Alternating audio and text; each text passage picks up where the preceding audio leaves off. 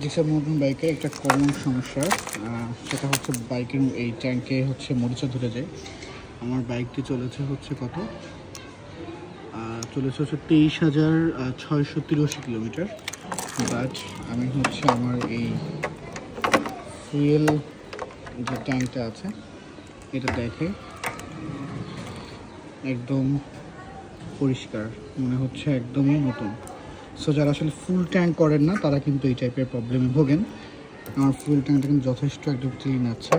Fuel ট্যাঙ্কে ফুল fuel load দেন না তারা কিন্তু বেসিক্যালি এই টাইপের সমস্যায় ভুগে থাকেন। আমি বেসিক্যালি সবসময় এই ফুল ট্যাঙ্ক লোড করে থাকি এবং দেখতে পাচ্ছেন এখানে কাটা কিন্তু ফুল আছে, একটা কমে গেছে এবং আমি